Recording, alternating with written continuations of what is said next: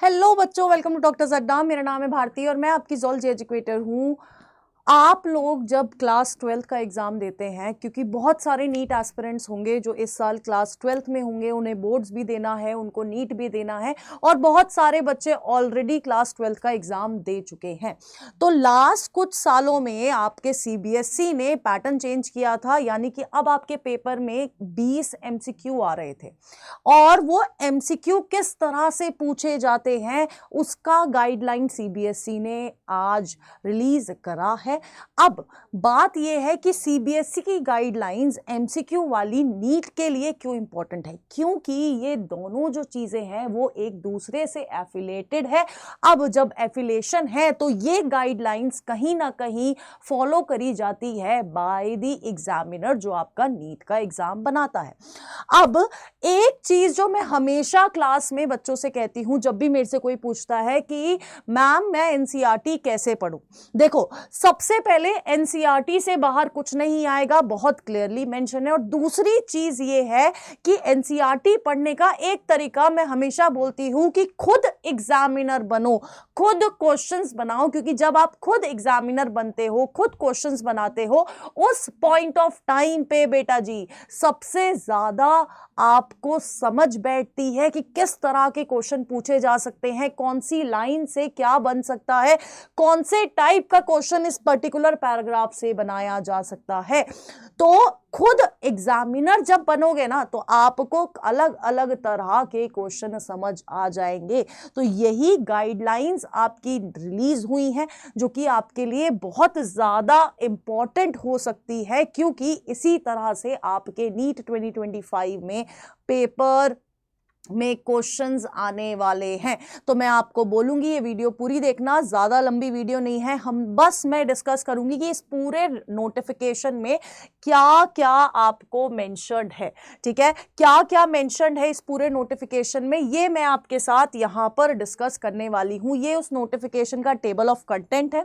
अब basically CBSE ने जो गाइडलाइंस दी है तो टाइप ऑफ क्वेश्चंस उन्होंने बताए हैं। उन्होंने बोला है कि यार जब हम लोग एक पर्टिकुलर क्वेश्चन की बात करते हैं, जो ये टेक्स्ट है, चाहे वो ग्राफ है, चाहे वो डायग्राम बेस्ड है, उसको हम लोग कहते हैं स्टेम। उसको क्या बोलते हैं बेटा जी? उसको हम लोग कहते हैं स्टेम, ठीक है। अब वहीं पर जो आपके ऑप्शंस, एक क्वेश्चन हो गया और दूसरे हो गए ऑप्शंस। अब ऑप्शंस होते हैं दो प्रकार के। कौन से दो प्रकार के? एक ऑप्शन होता है जो कि आपका करेक्ट आंसर होता है, जिसको हम लोग कहते हैं की, और वहीं पर बाकी इनकरेक्ट ऑप्शंस को हम लोग कहते हैं डिस्ट्रैक्टर्स, क्योंकि वो प्रेजेंट होते हैं आपको डिस्ट्रैक्ट करने के लिए कि यार शायद ये भी सही आंसर हो सकता है। अब अगर हम लोग डिफरेंट टाइप ऑफ क्वेश्चन की बात करें तो पहला और बहुत क्लियर क्वेश्चन जो होता है वो होता है फैक्ट बेस्ड क्वेश्चन, कि आपसे फैक्ट पूछ लिया हुआ, जैसे कि for example which is a fungal disease, कौन सी है बेटा? रिंगवॉर्म है, हम सबको पता है। तो ये एग्जैक्ट क्लियर क्वेश्चन है जिसमें आपको ज्यादा घुमाया नहीं गया है, सिंपल वर्ड्स में सिंपली तरह से आपसे एग्जैक्ट फैक्ट की बात कर ली जाती है। अब इसी फैक्ट बेस्ड क्वेश्चन को कैसे कंसेप्ट बेस्ड बनाया जाता है, कैसे इसमें लॉजिकल ऐड करा जाता है, लॉजिकल रीजनिंग ऐड करी जाती है, वो मैं आपको बताती हूं। अब यहां पर मैंने एक फैक्ट के साथ कंसेप्ट बेस्ड डाल दिया। क्या क्वेश्चन है? देखो क्वेश्चन है which of the following disease causing organism is a member of the same kingdom Aspergillus belong to. यहां पर मैंने एस्परजिलस से कनेक्ट करके आपकी फंगल डिजीज पूछ ली है।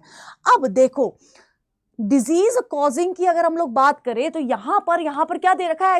एस्परजिलस दे रखा है। अब हमें पता है एस्परजिलस क्या है? फंजाई है। अब हमें यह भी पता है कि इन चारों में से फंजाई कौन है? आपकी एपिडर्मोफाइटन है। तो यहां पर भी क्वेश्चन फैक्ट से रिलेटेड है। हमें पता है कि यह फैक्ट है कि एपिडर्मोफाइटन क्या है? एक तरह का फंगल डिजीज है, फंगल कॉजिंग ऑर्गेनिज्म है। अब वहीं पर हमने एस्परजिलस को बीच में लाके थोड़ा सा इस क्वेश्चन को लॉजिकल बनाने की कोशिश करी है। तो ये आपका हो जाता है फैक्ट और लॉजिकल बेस्ड दोनों तरह के क्वेश्चन। तीसरा जो आता है बेटा हमारा वो होता है स्टेटमेंट बेस्ड, जिसमें आपको अलग अलग कंसेप्ट लगाने पड़ते हैं। फॉर एग्जाम्पल आपका स्टेटमेंट 1 देखो, स्टेटमेंट 1 बड़े प्यार से बोल रही है कि most of the ctenophores are marine. यहां पर हम लोग बात कर रहे हैं किसकी? टीनोफोर्स की। स्टेटमेंट 2 को अगर आप देखोगे तो यहां पर बात हो रही है किसकी? सीलेंट्रेट्स की। स्टेटमेंट क्या है? स्टेटमेंट है most of the coelenterates are marine. अब हमें बड़े अच्छे से पता है कि जो टीनोफोरा है वो मोस्टली मराइन नहीं है, इट इज एक्सक्लूसिवली मराइन। तो हमारी स्टेटमेंट 1 गलत है बट ये सही है। तो इस तरह के क्वेश्चन जहां पर आपको बहुत सारी स्टेटमेंट दी जाती है उसमें पूछा जाता है कि ढूंढो सही स्टेटमेंट या ढूंढो गलत स्टेटमेंट, तो वो आपके होते हैं जहां पर ऑल्टरनेट कंसेप्ट यूज किए जाते हैं। तो ये आपके हो जाते हैं स्टेटमेंट बेस्ड वाले क्वेश्चन, जो कि काफी हद तक पेपर को अगर लेंदी बनाना हो तो ये आपको पेपर में देखने को मिलते हैं। नेक्स्ट अगर हम लोग बात करें तो आपका match the following. Match the following में 4 पॉइंट्स यहां पर, 4 पॉइंट्स यहां पर, और ऑल्टरनेट कंसेप्ट के साथ अलग अलग चैप्टर्स के कंसेप्ट को लेकर भी मैच द फॉलोइंग बनाया जाता है। और इस साल नीट 2024 की बात करी जाए तो मैच द फॉलोइंग का नंबर बायोलॉजी वाले सेक्शन में बहुत ज्यादा था। तो मैच द फॉलोइंग बहुत सारे आ सकते हैं नीट 2025 में भी, और यहां पर भी ऑल्टरनेट कंसेप्ट वाली चीज यूज हो रही है जो आपकी सीबीएसई गाइडलाइन में दी गई है। नेक्स्ट अगर हम लोग बात करते हैं, नेक्स्ट आ जाता है केस स्टडी बेस्ड, कि हम लोग पूछ फैक्ट रहे हैं लेकिन आपको एक केस स्टडी दे दी है, एक पूरी सिचुएशन दे दी है, आउटसाइड वर्ल्ड से रिलेट कर दिया है, रियल वर्ल्ड से रिलेट कर दिया है, और फिर आंसर पूछ लिया गया है। फॉर एग्जाम्पल इसी क्वेश्चन को देख लो, a couple is not able to produce offspring as the male partner has low sperm count. तो उनको कौन सी एआरटी टेक्निक यूज करनी चाहिए जिससे वो ऑफस्प्रिंग प्रोड्यूस कर सके? अब यहां पर क्लियरली मेंशन है कि लो स्पर्म काउंट है, कंसेप्ट लगेगा लो स्पर्म काउंट है यानी कि स्पर्म की कमी है।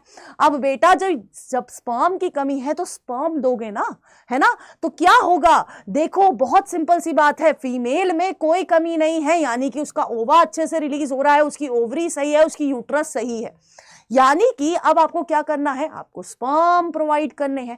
अब यहां पर स्पर्म कहां पर होता है? आर्टिफिशियल इंसेमिनेशन में स्पर्म डायरेक्टली इंजेक्ट किया जाता है into the vagina of the female, है ना? आर्टिफिशियल इंसेमिनेशन कहा जाता है। तो ये एक तरह का आपको केस बना के दे दिया रियल वर्ल्ड से एसोसिएट करके, और फिर आपसे पूछ लिया कि भैया बता दो, अब तुमने इतना जो पढ़ा है तो कौन सी टेक्निक इसमें यूज हो रही है। अब एक और होता है क्वेश्चन ही डिस्ट्रैक्टर्स वाले। अब डिस्ट्रैक्टर्स असर्शन रीजन से बड़ा डिस्ट्रैक्टर कोई नहीं है।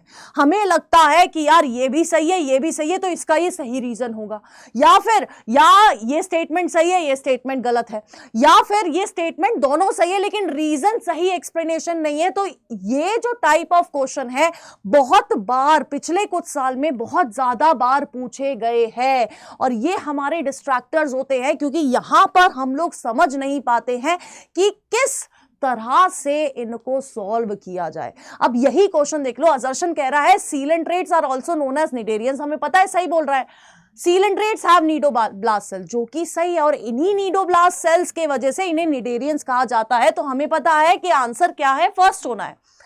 अब ये आपका डिस्ट्रैक्टर कब बनता? जब आपका ये, अगर मैं स्टेटमेंट को ऑल्टरनेट कर देती, वाइस वर्सा, अगर इसको यहां कर देती, इसको यहां कर देती, तो आपका आंसर कौन सा सही होता? बी सही होता। तो ये दूसरी तरह के क्वेश्चन हैं जो कि आपको डिस्ट्रैक्ट करते हैं, जिसमें आपको टाइम बहुत ज्यादा लगता है क्योंकि आपको स्टेटमेंट का पता है लेकिन एग्जामिनर ने किस हिसाब से उसे घुमाया है ये नहीं पता लगता। और ये कब पता लगेगा? ये उस पॉइंट ऑफ टाइम पे पता लगेगा जब आप खुद एग्जामिनर बन के एनसीईआरटी से क्वेश्चंस बनाओगे। और जब आप एनसीईआरटी से क्वेश्चंस बनाओगे, हर स्टेटमेंट को बिल्कुल एसीपी प्रद्युमन की तरह देखोगे कि कुछ तो गड़बड़ है और उसका सॉल्यूशन निकालने की कोशिश करोगे। उस पॉइंट ऑफ टाइम पे सब कुछ सही बैठ जाएगा और आप एक भी एमसीक्यू गलत नहीं करके आने वाले हो। ठीक है, नेक्स्ट यार देखो, दूसरा एग्जाम्पल देख लो। सबसे बड़ा डिस्ट्रैक्टर जो हम लोग, जहां पर सबसे ज्यादा बच्चे सिली मिस्टेक करते हैं, आते हुए क्वेश्चन को गलत करके आते हैं, विच of the following is not an example of phylum Porifera? Incorrect statement, correct statement. अब हम लोग यूजुअली इनकरेक्ट, करेक्ट पढ़ते ही नहीं। अब यहां पर अगर कोई बच्चा है जिसने नॉट पढ़ा ही नहीं है तो उसके लिए पहला ही ऑप्शन सही हो गया है ना। उसने, क्योंकि वो आगे के 3 ऑप्शन पढ़ने की हिम्मत करेगा ही नहीं, उसने देख लिया है पहला साइकन है, पॉरीफेरा बोला गया है, तो ये बिल्कुल सही आंसर है। तो ये जो है वो बच्चे सबसे ज्यादा मिस्टेक करते हैं, सिली मिस्टेक करते हैं, जहां पर वो स्टेटमेंट ढंग से नहीं पढ़ते हैं, वो ऑप्शन ढंग से नहीं पढ़ते हैं, और वो पहचान ही नहीं पाते हैं कि पूछा गया क्या गया है। नॉट पूछा है, इस पूछा है ना, करेक्ट पूछा है, इनकरेक्ट पूछा है, और इसमें सबसे ज्यादा गड़बड़ी होती है। तो मैं आपसे इसलिए बोलूंगी बेटा जी कि प्लीज, है ना, जब भी आप करते हो कि कोई भी क्वेश्चन सॉल्व कर रहे हो या कुछ भी पढ़ रहे हो एनसीईआरटी में से, मैं बोल रही हूँ खुद क्वेश्चंस बनाओ। और अगर आपको ये खुद क्वेश्चंस नहीं बनाने हैं देन ट्रस्ट मी, आप लोग ले सकते हो एनबीटीएस ले सकते हो, जिसमें आपको बहुत सारे मल्टीपल टेस्ट मिल रहे हैं, 62 टेस्ट मिल रहे हैं। और ये जो 62 टेस्ट है ना, वो सारे एनसीईआरटी से लेटेस्ट पैटर्न से निकाले गए हैं। या फिर आप एनसीईआरटी कनेक्ट ले सकते हो, जहां पर आप लोगों को हर एक एनसीईआरटी की लाइन से हर तरह का क्वेश्चन देखने को मिल जाएगा। या फिर आप ले सकते हो रैंक बूस्टर टेस्ट सीरीज, जहां पर आपको पर सब्जेक्ट 4 बुक्स मिलने वाली है। और ये 4 बुक्स कौन सी है? Assertion, reason, statement based, match the following, fill in the blanks, हर सब्जेक्ट की 4 बुक्स, 12 बुक्स आपको मिलेंगे। और अगर आपको ये सारा लेना है तो आप ले सकते हो हमारा प्रैक्टिस कॉम्बो, और ये बहुत अफोर्डेबल प्राइस पे आपको मिल जाएगा। आपको बस यूज करना है code ZBBS, that is zoology by Bharti Singh. ठीक है, तो आप जैसे ही यूज करते हो तो आपको ये सब मिल जाएगा। बट मैं आपसे बोलूंगी कि यार NBTS आपको जरूर लेना है, रैंक बूस्टर टेस्ट आपको जरूर लेना है, क्योंकि बहुत फायदेमंद होने वाला है। हर तरह का क्वेश्चंस आपको वहां पर मिल जाएंगे।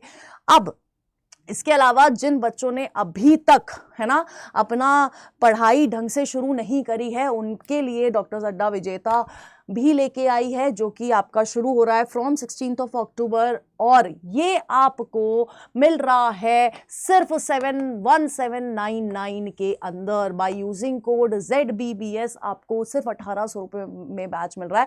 और जो 17 अक्टूबर तक बच्चे एनरोल करते हैं उनको 2 फ्री DPP बुक्स भी मिलने वाली हैं। तो जल्दी से एनरोल कर लीजिएगा। और मैं आपको बस इतना बोलूंगी कि मैंने ऑलरेडी मॉक टेस्ट कैसे देना है, क्या अप्रोच रखनी है, उसमें वीडियो बनाई है, लेकिन मैं आपको फिर भी यहां पर बोलते हुए जा रही हूं कि तुक्के नहीं मारने हैं, क्योंकि तुक्के बड़े पेनफुल होते हैं, बहुत ज्यादा रिग्रेट हमें एट द एंड रह जाता है। तो आई होप आपको समझ आ गया हो कि आपको किस तरह से पढ़ना है एनसीईआरटी को, किस तरह से आपके क्वेश्चन पूछे जाएंगे जब आप नीट 2025 का एग्जाम दोगे। तो आई होप ये वीडियो से आपको बहुत सारी चीजें समझ आई हो। मिलते हैं इसी तरह से नेक्स्ट वीडियो में, तब तक के लिए स्टे ट्यून्ड ऑन डॉक्टर्स अड्डा।